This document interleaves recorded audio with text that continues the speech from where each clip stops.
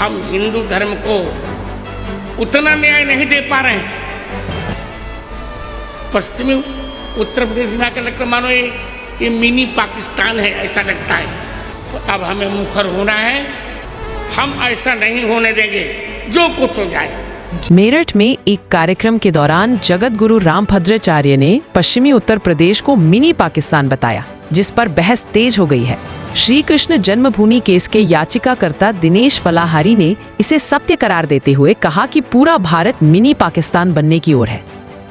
महामंडलेश्वर रामदास, अंतर्राष्ट्रीय प्रचारक प्रिया किशोरी और मीरा किशोरी ने भी समर्थन करते हुए कहा कि सनातन धर्म में महिलाओं को देवी माना जाता है, जबकि अन्य धर्मों में उनकी दुर्गति होती है।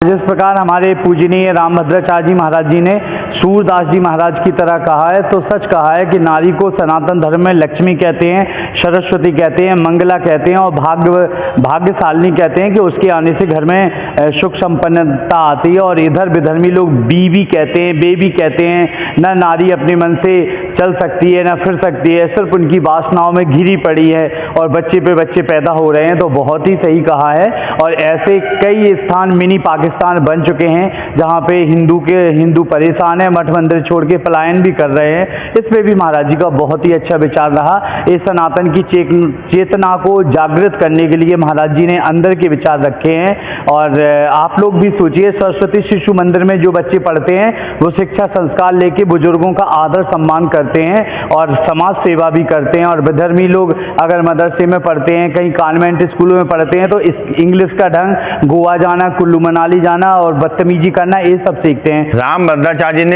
सही कहा है। हमारे धर्म में तो महिलाओं को देवी का रूप दिया जाता है और अन्य धर्मों में बच्चे पैदा करने की मशीन बना दी गई हैं, उनकी दुर्गति कर दी गई हैं। और उनका कहना है कि बच्चों को कॉन्वेंट स्कूल में नहीं पढ़ाएं, अच्छी बात है, गुरुकुल में पढ़ाएं, सरस्वती स्कूल में पढ़ाएं, वहाँ पर उनको संस्कार मिलते हैं। और पश्चिमी उत्तर प्रदेश तो वास्तव में मिनी पाकिस्तान बन चुका है। इनकी जनसंख्या वहाँ पर बहुत भारी बढ़ चुकी है। यदि जनसंख्या नियंत्रण कानून नहीं आया तो पूरा हिंदुस्तान मिनी पाकिस्तान बन जाएगा। हमारे सनातन धर्म में महिलाओं को देवी कहा जाता है, जबकि अन्य धर्मों में महिलाओं को बेबी या बीबी कहा जाता है। अन्य धर्मों में महिलाओं को केवल बच्चा पैदा करने की मशीन समझते हैं लोग, कि दर्जनों बच्चे पैदा कर लें, बस इनका यही कार्य है। लेकिन नहीं, हमारे सनातन धर्म में महिलाओं का बराबर का अधिकार है, उच्च शिक्षा का अधिकार है। हम सब सरकार से यही मांग कर रहे हैं कि महिलाओं को उच्च शिक्षा मिले, प्राप्त हो और उनको आरक्षण मिले।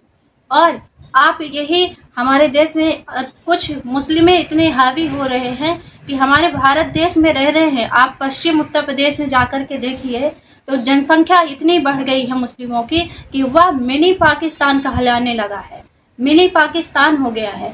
तो हमारी सरकार से यही मांग है कि महिलाओं को आरक्षण मिले। और यही बात परम पूज्य श्रद्धेय श्री तुलसी पीठाधीश्वर जगत गुरु श्री रामभद्राचार्य जी महाराज जी ने अपने मंच के माध्यम से कही है। और हम सब भी इस बात का महाराज जी का पूर्ण समर्थन करते। रामभद्राचार्य जी महाराज के बयान का मैं समर्थन करती हूँ। रामभद्राचार्य जी महाराज ने जो कहा है सत्य कहा है। हमारे सनातन में स्त्री को देवी दुर्गा माना जाता है और उस देवी दुर्गा मान करके स्त्री की पूजा की जाती है। अन्य धर्मों की तरह हमारा धर्म नहीं है।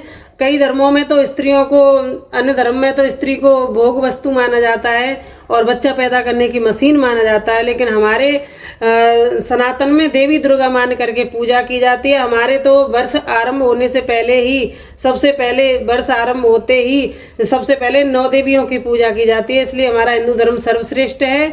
और जो उन्होंने कहा है कि बच्चों को सरस्वती शिशु मंदिरों में पढ़ाइए, मैं कहती हूँ कि हर जगह गुरुकुल का निर्माण होना चाहिए। हर देश में, हर प्रदेश में एक गुरुकुल होना चाहिए और गुरुकुल में सभी प्रकार के सनातनी धर्मों का की पढ़ाई होनी चाहिए। और बच्चों को सरस्वती शिशु मंदिर वाले स्कूलों में पढ़ाइए।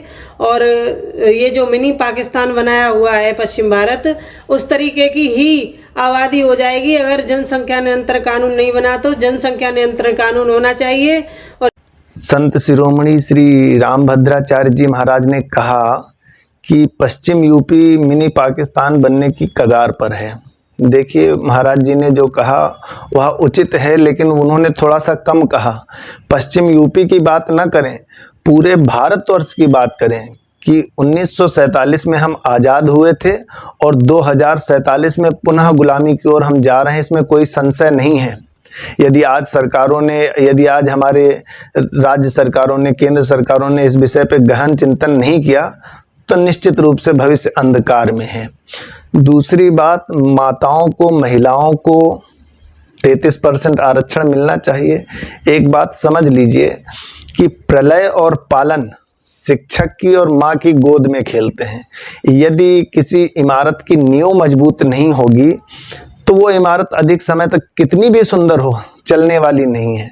यदि हमारी माताओं को, यदि हमारी मातृशक्ति को सम्मान नहीं मिलेगा तो निश्चित रूप से संस्कृति बहुत अधिक समय तक नहीं चल सकती। संस्कृति को जीवंत रखने के लिए, संस्कृति को जिंदा रखने के लिए, संस्कृति को आगे बढ़ाने के लिए मातृशक्ति का सम्मान अति अनिवार्य है।